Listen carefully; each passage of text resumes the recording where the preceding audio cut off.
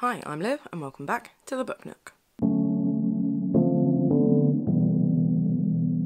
Hey guys, so today's video is going to be a little bit of a combo. I'm going to do a brief March wrap-up part 1 because my March reading has been a little slower than I would have liked so far this month, and then just a little chat about the Women's Fiction Prize. So first up, let's talk wrap-up. The first book that I read this month is Moonstone by Sion. Now this is one that Simon Savage absolutely raved about. I meant to read it a while ago when I cannot for the life of me remember who it was that was talking about it quite a few times on Twitter and I think on BookTube a while ago when it was originally out in hardback, and I'd toyed with it around about then. I can't decide if it was quite what I was expecting from all I'd heard about it, but it is this beautiful little slim novel. It is quite slim and the writing is a lot bigger than I expected, so it doesn't take very long to read at all, and it's this incredibly moving, incredibly atmospheric book. It's the winner of the Icelandic Literary Prize, and I've been meaning to read some more Icelandic literature. You guys know that I've bought a couple of Halldór Laxness now, and I love that sort of area of the world, so it's something I've been meaning to read more of. So this one I think came along at the right time for me because it is just so beautiful. It's a part of history that I was totally ignorant about, the Spanish flu hitting Iceland in this manner, and the sort of independence of Iceland from Denmark. I don't really know anything about that, so it was really quite interesting to learn some new things there, and it is just an incredibly moving tale about sort of love and desire and passion and nationhood. So a really, really beautiful little book here. Not quite as emotional as I was expecting, perhaps, but still very moving. It does take a fair bit to make me cry at books, actually, in fairness. I think the only one in recent memory I can think of that's done it is Tin Man and A Little Life, so they're the only ones that have sort of made me cry in recent memory. So the bar's pretty high, guys. But an incredibly moving one, beautifully written. The translation as well, who's the translation by? It doesn't actually say who the translation's by. Victoria Cribb, the translator. A beautiful translation, and this cover as well, when you read more of the book as well, you sort of know the importance and significance of that red there, and it's just utterly, utterly beautiful. So thoroughly recommend. Thank you, Simon, for talking about this one and prompting me to pick it up. Then the next book I read is a book that I've been really excited to read ever since I heard about it at the Pickle Showcase early on in the year. And Alice Slater at Smoking Tofu, no G, has been talking about this one a lot, and they've spoken about it, her and Bethany have spoken about it on What Page You On podcast, and I was really excited to read it, and that is Fire Sermon by Jamie Quattro. I was ready to absolutely adore it. As it is, I don't know whether it was a case of right book, wrong time. I did love it, and the writing is beautiful. There is something very... Again, it's one of these that I've read recently, and I think I've mentioned. It's a book that's incredibly intelligent and is not afraid to be intelligent, and a writer who is obviously incredibly intelligent and is not afraid of that. And particularly with female writers, I think that is so important, because I think, personally, there has been a tendency to ignore the sort of intelligence of women's writing over the years. So that's something, it's a sort of continuation of books that I've been reading recently that have not shied away from that intelligence, and, you know, I know what I'm talking about, and this is incredibly well written, so I'm really pleased for that. But yeah, I didn't totally fall head over heels in love with it, but I genuinely do think that is a matter of right book, wrong time. When I was trying to read it, it was really slow going for me. I just didn't have the time or the mental energy to apply to it to start with, so it took a little while for me to really get going with this one. Once I did, it's beautifully written, really interesting exploration of relationships and faith and how that sort of interacts.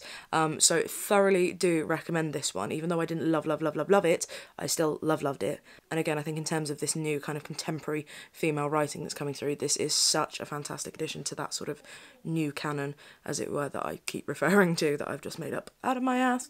So yeah, really do recommend you go and read this one. The next book I read is actually one that I read on ye old Kindle, so I shall pop the cover here, and that's Little Fires Everywhere by Celeste Ng. And this is one that I've been thinking of reading for a little while, and then it was announced that Reese Witherspoon is going to be adapting this one into either a film or TV series. Actually, I've forgotten.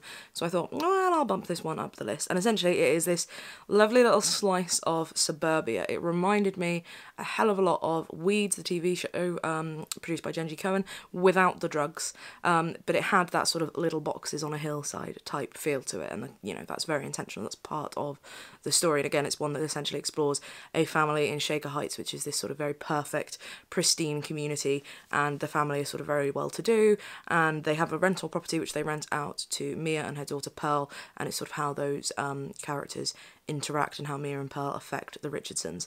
And I think overall I really did enjoy it, but I must say the second half, or I should say the second third, maybe the final quarter actually, kind of felt a little bit, I don't want to say rushed, because the pace of it didn't feel like rushed, but it just felt like there was something missing that didn't quite come to the conclusions that, not that I was expecting, I don't want books to come to the conclusions that I am expecting, but it didn't come to as much of a conclusion as I was hoping, if that makes sense. It deals with really interesting themes about who we are and where we come from, and our parents, how we are shaped by our mothers.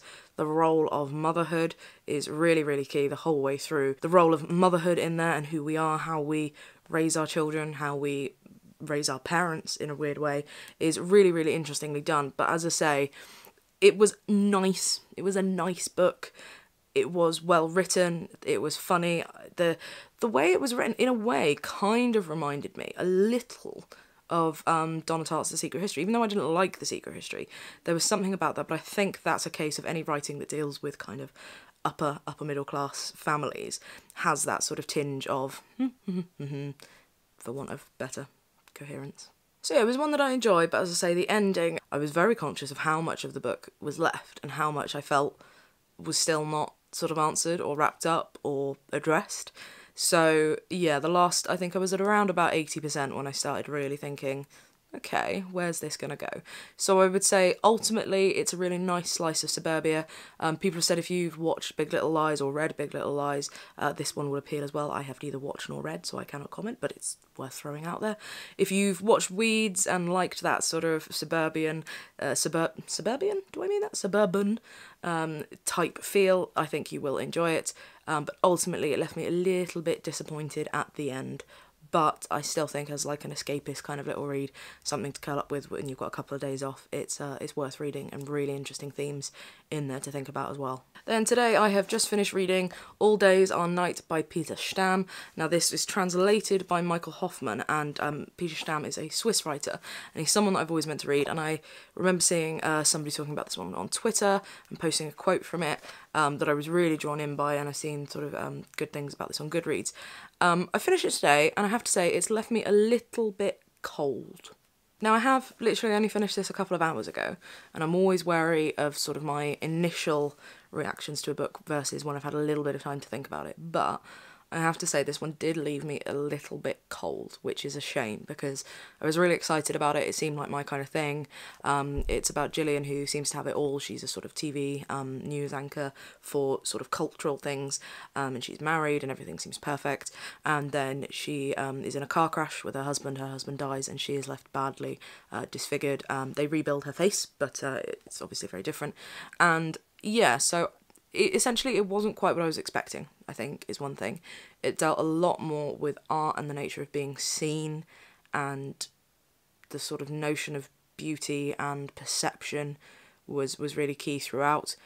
But yeah, it just wasn't quite what I was expecting. It wasn't this kind of look at a relationship so much as, you know, because Matthias, her husband, he's not really in it very much. Obviously he dies at the beginning, but the crash happens at the beginning, and it is more her life afterwards. And, you know, to be fair, the blurb and the talk about it does make clear that it's about her life afterwards, but it didn't deal with her life afterwards in the way I expected it was, so there was kind of like an adjustment. There was like a gear shift going, okay, we're going this way. And then there was something about the writing that I just couldn't connect with. There was a distance between the text and the reader for me that just seemed a little bit impassable. You couldn't quite get close enough to it to really feel for any of the characters, you know.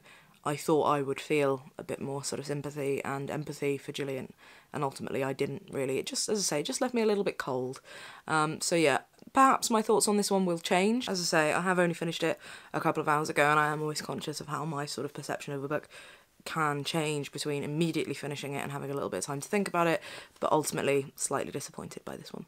Okay, now for a little chat about the Women's Fiction Prize. Previously the Orange Prize, previously the Bailey's Prize. Now the Women's Prize for Fiction, sponsored by, I think, Bailey's and Deloitte, and someone else. So the Longlist was announced on the stroke of International Women's Day, and I've had some sort of thoughts about it. Now, I never did a sort of, predictions video. Now, partly that's because I know I'd be really bad at it, but part of the reason that I know I'd be really bad at it is I get really confused with all prizes at the eligibility, at who is eligible for what awards and what falls where and what can and can't. So it would have been too much of a head screw for me to work it out. There were some books on the long list that have surprised me and some that haven't, but let's go through the long list first of all. So I'm going to go through the ones that I don't have first and pop them up. So the ones that I don't currently have are The Mermaid and Mrs. Hancock by Imogen Hermes Gower, Three Things About Elsie by Joanna Cannon, Miss Burma by Charmaine Craig, which is the one that seems to be the one that nobody has heard of, and there's always one of those on the Bailey's list, which is nice. Ones that I do have but currently don't have on me: Eleanor Oliphant is Completely Fine by Gail Honeyman. What else? The Trick to Time by Kit Duvall, which I have on my Kindle. The Ministry of Utmost Happiness by Arundhati Roy, which I also have on my Kindle. The rest I do have. So we've got When I Hit You, or it's got a subtitle. It's not on this particular edition of the book, so I think it's been dropped. That's by Mina Kandasamy. Then there is A Boy in Winter by Rachel Seifert, not sure. Happy by Nicola Barker, winner of the Goldsmiths Prize last year, of course. See What I Have Done by Sarah Schmidt.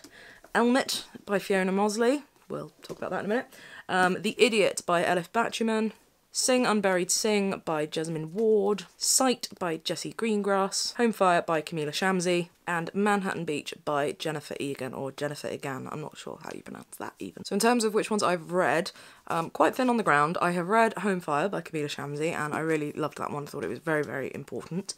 I have started Sight by Jessie Greengrass a couple of times, and I do need to go back to that one.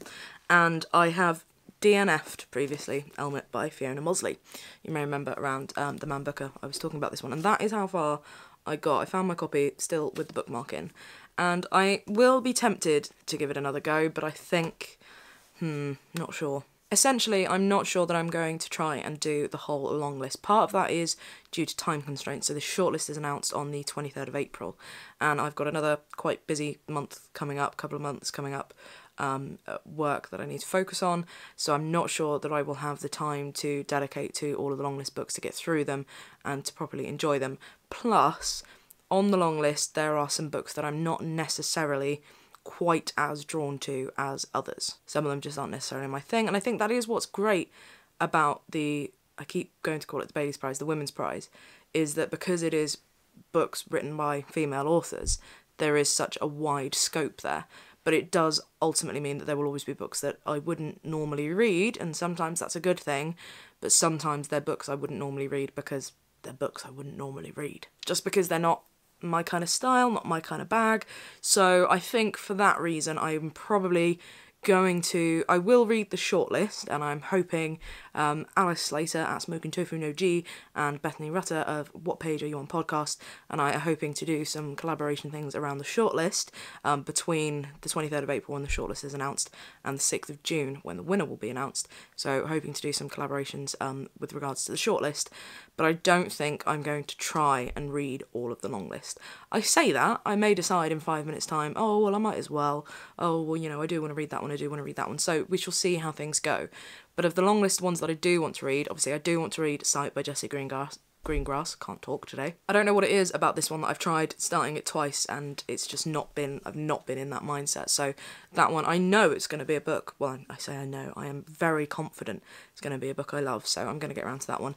Manhattan Beach by Jennifer Egan, I've never actually read Visit from the Goon Squad or any of hers, but this one does sound like my kind of thing, so I think I will give this one a go. Sing Unburied Sing by Jasmine Ward, we all know that was one that I was going to try and read on my 5-star TBR predictions list, so I definitely want to read that one. The Idiot by Elif Batuman is one that I have been meaning to read for a long time. Ever since the lovely guys over at Jonathan Cape sent me a copy last year, I have been meaning to read this one, so this one is one that I will read. Of the others that are left, I never actually did get round to reading Happy by Nicola Barker, even though it won the Goldsmiths Prize. It just wasn't one that I got round to reading, which is surprising, so we shall see. The Trick to Time, the Kit de Waal, oh sorry, that was one I Did I mention that one? Yes, I think I did.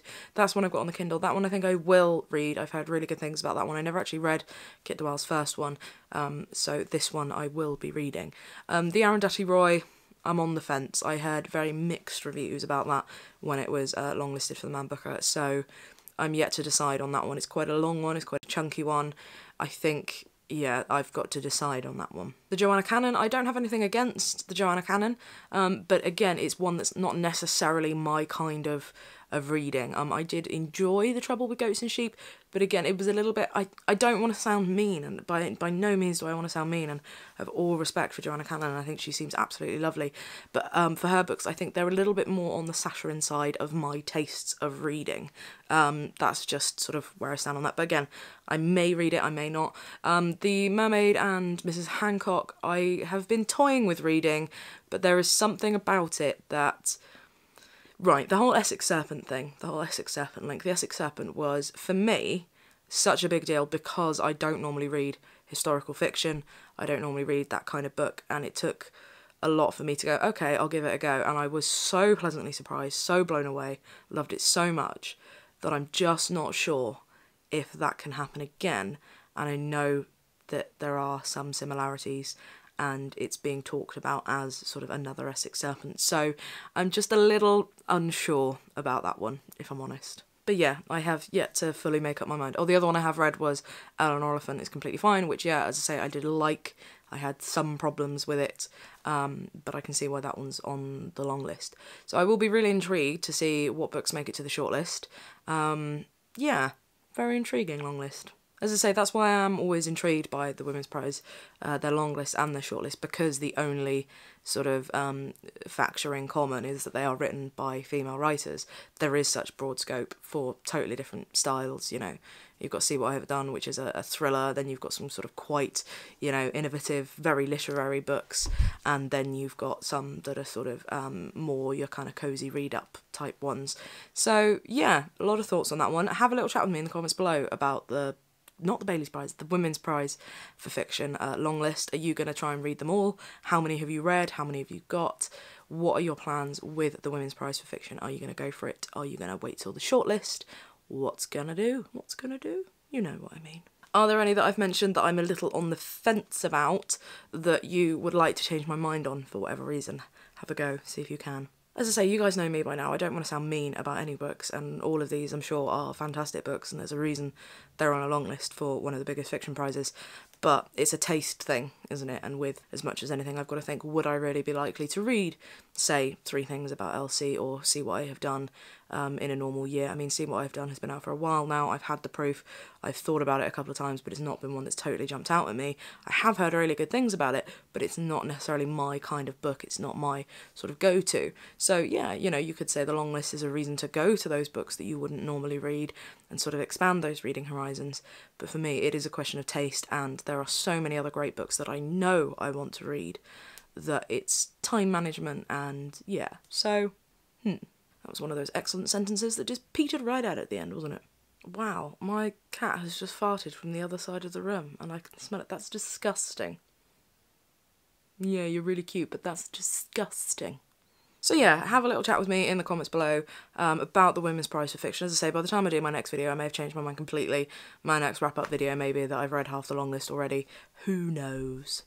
But have a little chat with me, your thoughts on the Women's Prize for Fiction long list, your plans around it, and any of the other books, the other 4 books that I've wrapped up so far. Wow, it's been really slow. 4 books in 12 days, you know, is not quite my usual.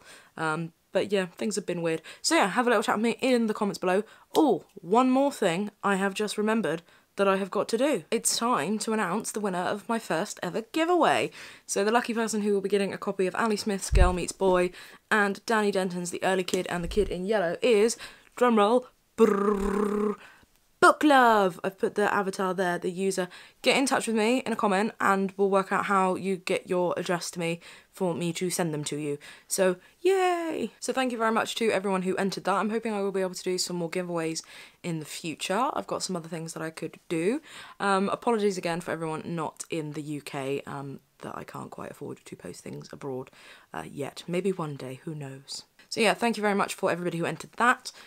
general kind of thank you and hello for bearing with me. I've been awful at replying to comments recently and things like that, but it just really means a lot to see still 1,000 and odd of you hanging on in there, bearing with me, so thank you guys. I should also say, for a full sort of wrap up, more in-depth talk about the Book of Joan by Lydia Yuknavitch, I will link down below to the video that I did for the Waterstones vlog where I talked about that one. If you fancy watching that one, that would be great. Yeah, have a little chat with me in the comments below. Book love, hit me up and I'll post up your books. Yeah, thank you very much for watching and I shall see you next time. Goodbye.